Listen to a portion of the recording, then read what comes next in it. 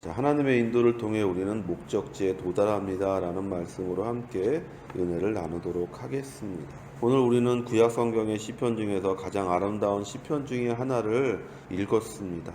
우리는 이 시편을 통해 다윗 인생의 고백을 들을 수가 있습니다. 이 시라는 것은 그 사람의 감정을 노래하는 거잖아요. 자기가 살아온 인생에 대한 그것을 이제 자신이 이성적으로 고백하는 것이 아니라 감성적으로 은유와 비유를 사용해서 그것을 표현하는 것이죠.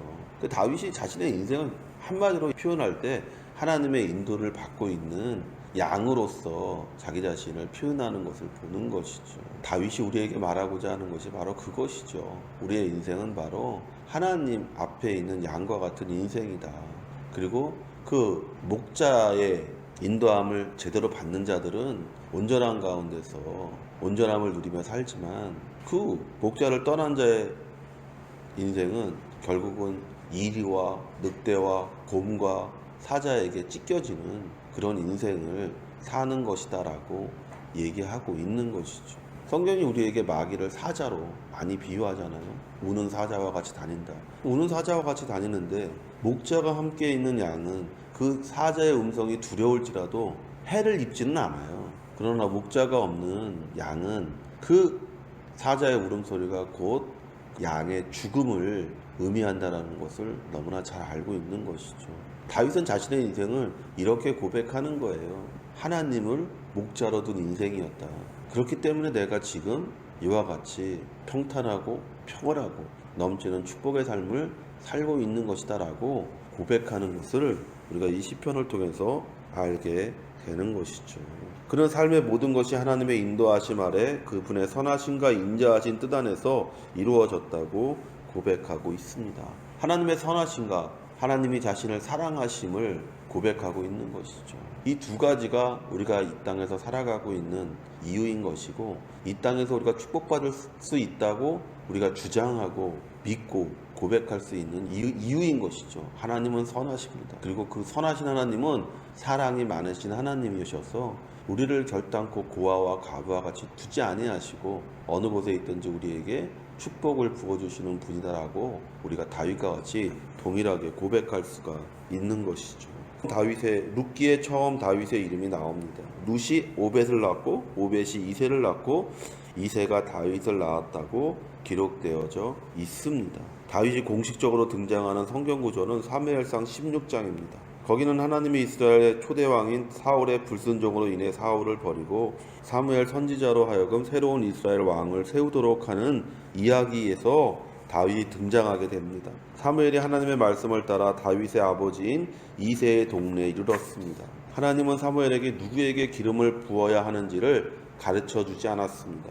그저 이새의 아들들 중 하나에게 기름을 부어 새로운 이스라엘 왕으로 세우도록 지시하셨습니다. 사무엘은 제사를 드린다는 이유를 대고 그곳 성읍의 모든 사람들을 불렀습니다. 그리고 특별히 이새의 아들들을 보기 원했습니다. 첫째 아들이 나왔습니다. 건강하고 보기가 아름다웠다고 성경은 기록하고 있습니다. 사무엘도 마음에 들었습니다. 그에게 기름을 부어 왕을 삼으려고 했습니다. 사무엘상 16장 17절에 야훼께서 사무엘에게 이르시되 그 용모와 신장을 보지 마라. 내가 이미 그를 버렸노라. 나의 보는 것은 사람과 같지 아니하니 사람은 외모를 보거니와 나 야훼는 중심을 보느니라. 이새의 7 아들이 다 사무엘 앞을 지나도록 하나님은 기름 부을 자를 가르쳐 주지 않았습니다. 사무엘이 이새에게 묻습니다. 내 아들이 더 있느냐? 사무엘상 16장 11절에 또 이새에게 이르되 내 아들들이 다 여기 있느냐? 이새가 가로되 아직 말째가 남았는데 그가 양을 지키나이다. 사무엘이 이새에게 이르되 보내어 그를 데려오라.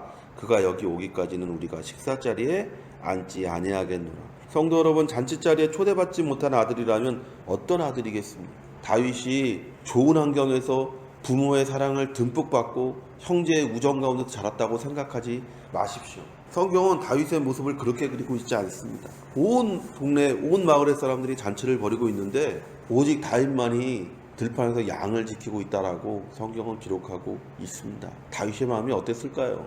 여러분이라면 어떤 마음을 가지고 있었을까요?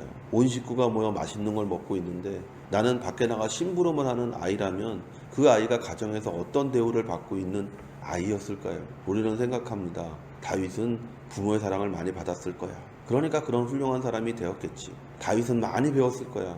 그러니까 다윗은 훌륭한 사람이 되었겠지. 형제들의 우애가 넘쳤을 거야. 그러니까 무언가 부족함이 없는 사람이었으니까 능력이 넘치는 사람이었겠지. 그러나 성경은 우리에게 그렇게 말하고 있지 않습니다. 성경은 도리어 우리에게 다윗이 잔치자리에 끼지 못하는 그런 사람이었다라고 기록하고 있습니다. 우리는 환경을 탓합니다. 그래서 내가 이렇게 불행하다고.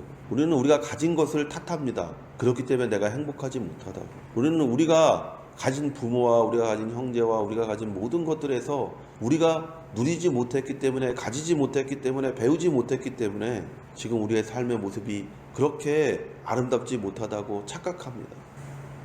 모두가 먹고 마실 때 홀로 밖에서 양을 지켜야 하는 사람이라면 어떤 아들이었겠습니까? 모든 성읍 사람들이 제사와 잔치에 참여했을 때 자신은 광야에서, 들판에서 양을 지키고 있어야 한다면 그 사람은 가족 가운데 어떠한 대접을 받고 있는 사람이었겠습니까? 충분히 그것만으로도 우리는 다윗의 가정 내에서의 신분과 처지를 알 수가 있습니다. 다윗은 항상 어떤 환경에서도 하나님이 자신과 함께 하신다는, 그것도 선하신 하나님, 인자하신 하나님이 나와 늘 함께 하신다는 생각으로 하루하루를 살았던 것이에요.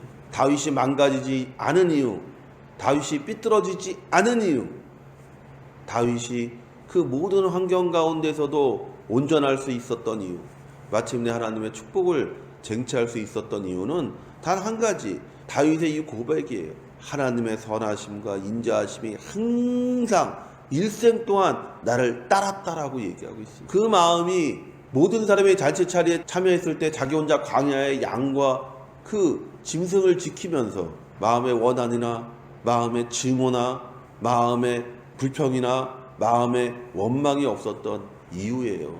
그것이 다윗을 다윗답게 만들었고 하나님이 그 다윗의 마음의 중심을 보셨다고 말하는 거예요. 키 크고 아름다운 것이 문제가 아니라고 하나님이 얘기하잖아요. 나는 사람의 중심을 본다. 모든 사람이 잔치에 참여할 때에 다윗 한 사람이 양과 짐승을 지키며 가지고 있었던 그 마음, 여러분은 원망하고 불평했겠죠. 여러분은 신세 한탄을 했겠죠. 여러분은 그 자리에서 나는 사랑받지 못한다라는 비관하며 내가 왜 살아야 되는지 하며 성격이 삐뚤어지고 입이 거칠어지고 부모나 형제에 대한 원망과 불평으로 가득 찬 마음이었을지 모르지만 다윗은 시편 13편에서 자신의 일생이 하나님의 선하심과 인자하심이 따랐던 인생이다라고 고백하는 거예요. 그 자리에서 그 마음을 가지고 살았기 때문에 하나님이 그 마음의 중심을 보셨다라고 얘기하고 있는 거예요. 그것이 다윗을 다윗답게 만든 것이고 우리가 기억하는 그 다윗의 삶의 모습이 나타나게 되는 거예요. 우리는 환경이 좋아지면이라고 말합니다. 우리는 대우가 달라지면이라고 말합니다. 우리는 무엇인가 좀 더 가지면이라고 말합니다. 근데 하나님은 그렇게 말씀하지 않습니다. 그런 형편 가운데서 네가 어떤 마음을 가졌는지를 본다라는 거예요. 우리 주 예수 그리스도께서 완벽하게 그것을 보여주지 않습니까? 모든 사람들이 그를 조롱하고 멸시하고 침을 뱉으며 십자가에서 내려오라고 말할 때에 십자가에 달리신 예수님께서는 무엇을 하셨습니까? 그들을 용서하시고 계셨습니다. 아버지, 저들을 용서하여 주십시오.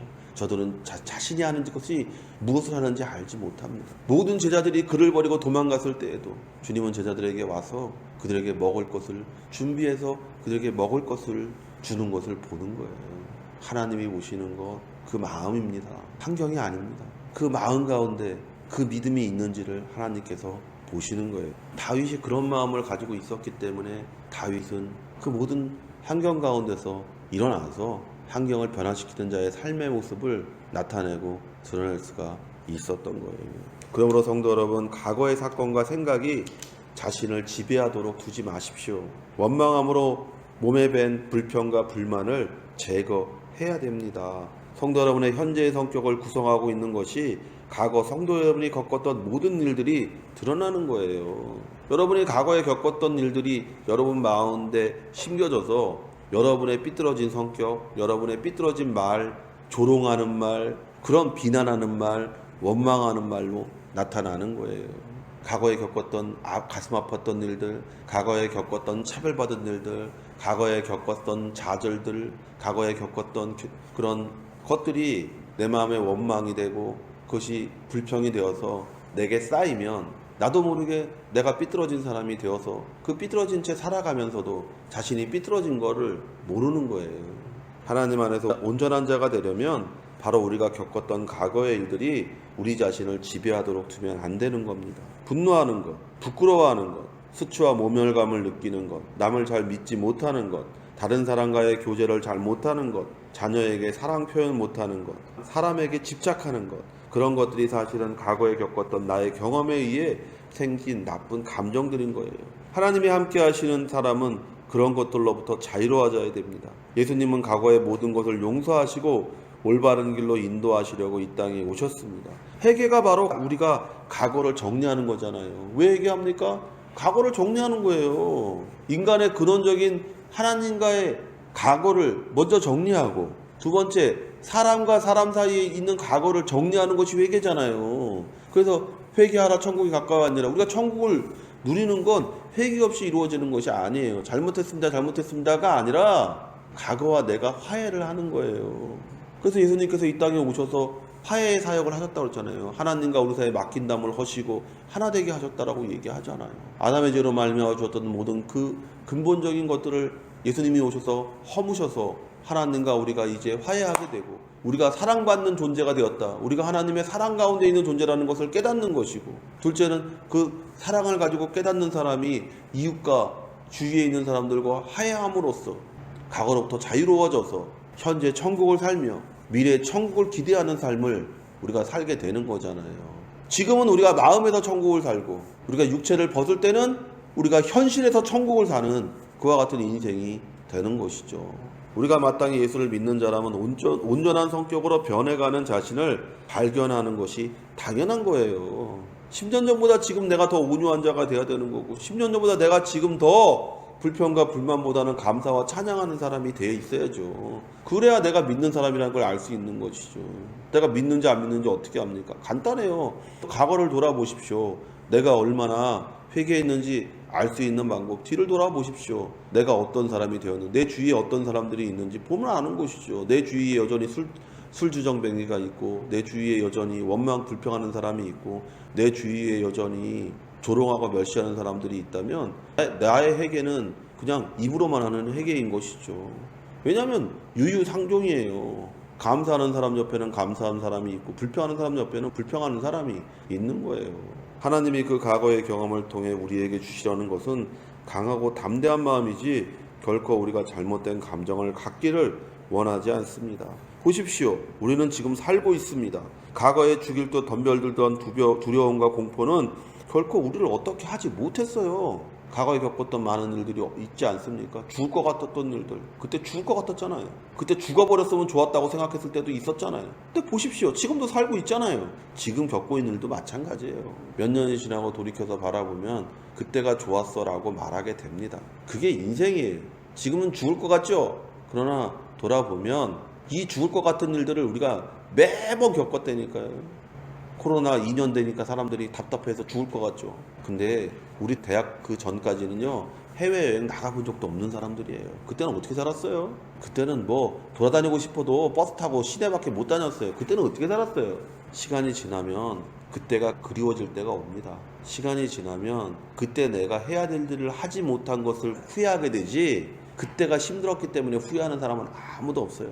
그때 시간 많을 때 내가 뭘 했었어야 되는데, 내가 그때 그걸 해놨어야 되는데 라고 후회하지, 절대 그때 너무 힘들었기 때문에 후회하는 사람은 아무도 없어요. 나의 목자가 인도하는 것은 모두 나를 위한 것이었습니다. 나를 푸른 초장과 실만한 물가로 인도하신다는 확신 아래서 모든 것이 이루어진다는 것을 믿는 거예요. 다윗이 우리에게 그런 것을 보여주잖아요. 그는 모든 것이 하나님의 뜻 안에서 이루어진다고 믿었습니다. 처음부터 하나님의 인도하심을 알고 사는 사람과 모든 것을 운명에 맡기고 사는 사람은 달라요. 하나님의 선하심을 생각하는 사람은 무엇인가를 준비하며 사는 사람. 다윗이 어떻게 골리앗을 이깁니까? 곰이 오면 도망가고 사자가 오면 도망갔으면 어떻게 골리앗을 이깁니까? 다윗이 그렇게 고백하잖아요. 내가 양을 지키기 위해서 하나님이 내게 맡겨주신, 부모가 나에게 시킨, 하나님이 부모를 통해서 나에게 시킨 그 양을 지키며 내가 사자가 오면 사자와 싸우고 곰이 오면 곰과 싸운 그것을 통해서 골리앗과 싸우는 용기와 골리앗과 싸우는 기술을 배우잖아요. 운명에 맡기는 사람은 시간이 흘러가게 둡니다. 코로나 2년 동안에 아무것도 가지 못하고 집에 늘 있었는데 뭘 했나요? 무엇을 하셨나요? 성경 말씀을 읽으셨나요? 이럴 때 조용히 하루에 한두 시간씩 어차피 밖에 나가지도 못하고 밤에 9시면 식당 문도 닫아서 아무 데도 못 가는데 차분히 앉아서 말씀을 읽으셨나요? 기도는 하셨나요? 무언가 내가 하기로 작정했었던 것, 시간이 없어 하지 못했던 것들을 하셨나요? 그런 것들이 준비됐을 때 코로나가 끝나면 하나님께서 그런 사람을 사용하시는 거예요. 그것이 준비된 사람들을 사용하시는 거예요. 앉아서 코로나 때문에 힘들어 죽겠다고 원망하고 불평하는 것이 아니라 이 많은 시간들, 아무것도 할 수 없어서 남는 시간들, 이것을 내가 무엇을 위해 사용했는지를 생각해 보세요. 이제 코로나 얼마 안 있으면 끝납니다. 얼마나 끝났을 때 2년을 돌아보면서 내가 무엇을 했는지를 생각해 보세요. 아무것도 남겨지지 않은 사람은 운명을 따라 산 사람입니다. 그러나 돌아보면서 그래도 내가 무엇인가 준비하고 준비되어졌다라고 말하는 사람은 하나님의 선하신 뜻을 믿고 사는 사람이에요. 그리고 그 뜻을 따라 사는 사람에게 다윗과 같은 축복이 나타나게 되는 거예요. 하나님의 목적을 아는 것과 운명에 맡겨 사는 것은 이렇게 다른 것입니다. 다윗이 자신의 운명에 인생을 맡겼다면 그는 위대한 왕이 되지 못했을 거예요. 그가 자신의 삶을 흐르는 대로 두었다면 그는 하나님의 마음에 합한 자가 되지 못했을 겁니다. 오늘 시편의 이야기를 읽어보십시오. 다윗은 우리에게 하나님을 따르면 평생 평안한 삶이 주어진다고 말하지 않습니다. 때로는 사망의 음침한 골짜기를 지나야 된다고 말합니다. 그러나 우리가 믿는 것은 때로는 그런 것들이 우리의 삶의 모든 부분에 나타날 수 있지만 그러나 나는 항상 하나님이 나를 도와주신다는, 내가 그를 의지하는 한 그런 자신의 이름을 위하여 우리에게 구원과 영생과 천국과 축복을 허락하신다는 것을 믿고 나아가는 거예요. 다윗이 얘기하잖아요. 하나님은 나를 선하시고 인자하시고 푸른 천하 실만한 물가로 인도하신다. 그러면서 끝났으면 우리도 그렇게 얘기할 수 있어요. 그런데 다윗은 그렇게 얘기하지 않습니다. 푸른 천하 실만한 물가로 인도받기 위해 사망의 음침한 골짜기를 지난다고 얘기했어요. 때로는 막대기로, 때로는 지팡이로 우리를 지켜주시기도 하고 우리를 때려서 우리를 옳은 길로 인도하신다라고까지 말하고 있어요. 인생은 그런 것입니다. 우리의 목적은 그런 것입니다. 잊지 마십시오. 다윗이 온 성이 잔치에 참여할 때 자신 혼자서 양과 소를 지키며 무슨 마음을 먹었을까요? 어떤 마음을 가졌길래 하나님이 그 마음의 중심을 보시고 그를 왕으로 선택하셨을까요? 너무나 능히 짐작할 수 있는 거잖아요. 여러분이 이와 같이 다윗의 마음을 품어서 평생 동안 하나님의 인도하심을 받고 넘치는 축복 가운데 거하는 복된 자가 되시기를 예수의 이름으로 축원을 드립니다.